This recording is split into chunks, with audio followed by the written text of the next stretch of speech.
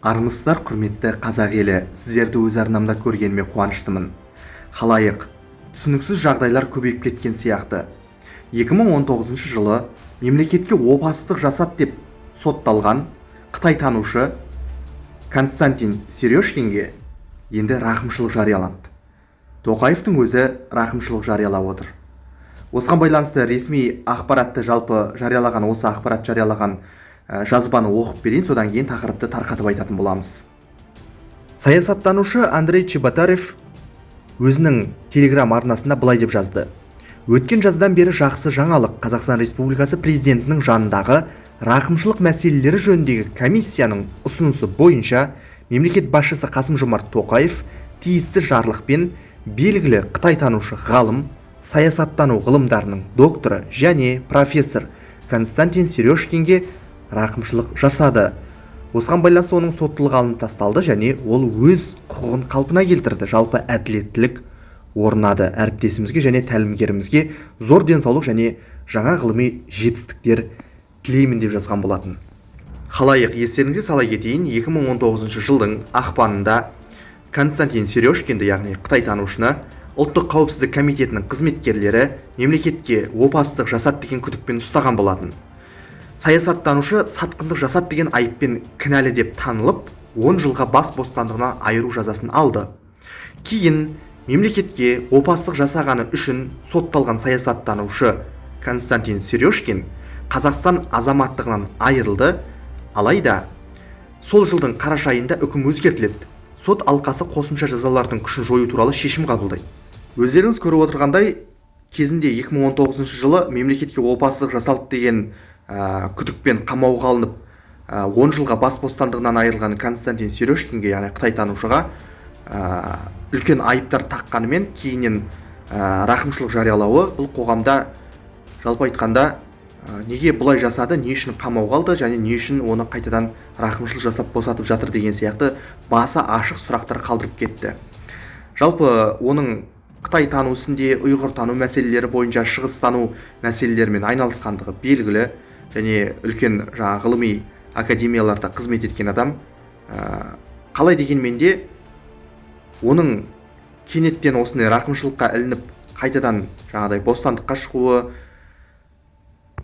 қоғамда жалпы неше түрлі пікірлерге алып келіп жатыр. Не себепті оны ұстады, қамауға алды, 10 жыл бас бостандығынан айырды, бірақ қайтадан рақымшылық жариялады. Бұл Кремльдің салқыны ма, әлде ресми Пекиннің қысымы ма, ол жағы белгісіз. Қалай дегенмен де оған рақымшылық жарияланған. Жалпы менің айтқым келетіні, Қытай мәселесіне келген кезде біздің қоғамда неше түрлі ксенофобия дейді ғой, яғни Қытайдан қорқушылық, яғни ақпарат кеңістігінде осындай дақпырт әңгімелердің тарайтыны айтпаса да түсінікті. Енді Қытайдың жалпы тарихын алып қарайтын болсаңыз, Қазақ пен Қытайдың саяси байланысы, тарихын болсын, әлеуметтік, экономикалық, мәдени байланысын ғасырлар бойы созылған алып қарайтын болсаңыздар, Қытайлар үнемі біздің даламыз туралы өте мол мағлұмат жинауға қызығып отырған.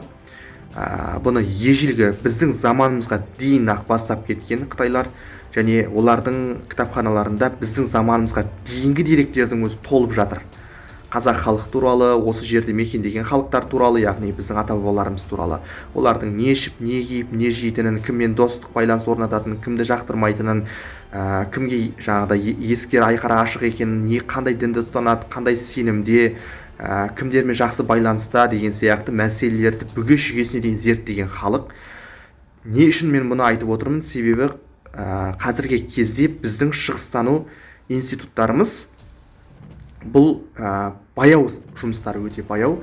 Себебі оның пайдасын біз саясатта қолдану арқылы, яғни халқымыздың игілігіне жаратуымыз керек. Алайда қытайлықтар жалпы Қазақстан туралы өте жақсы тарихи мағлұматтарға бай деп айтуымызға болады. Айтып отырмын ғой, біздің заманымызға дейінгі дәуірдің өзінде олардың қолбасшылары бір емес бірнеше рет келіп кетті. Мысалы біз айтамыз, Абылай ханның дәуірінде мына манчжур әскерлерінің қазақ жеріне келуі және қазақ әскерімен қырғын шайқастар жүргізу туралы жақсы білуіміз мүмкін. Және Талас шайқасы 751 жылғы, арабтармен, жалпы мұсылман әлемімен түркі әлемі және қытайлардың арасында болған ең қанды шайқастардың бірі.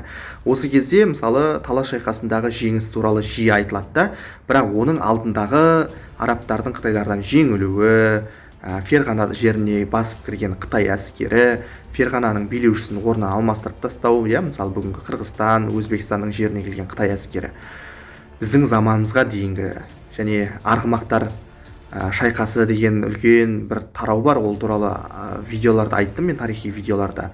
Жалпы мен айтқым келіп отырғаны, қытайлардың тәжірибесі мол. Ол жаулап алушылық жағынан жорық жасады біздің даламызға.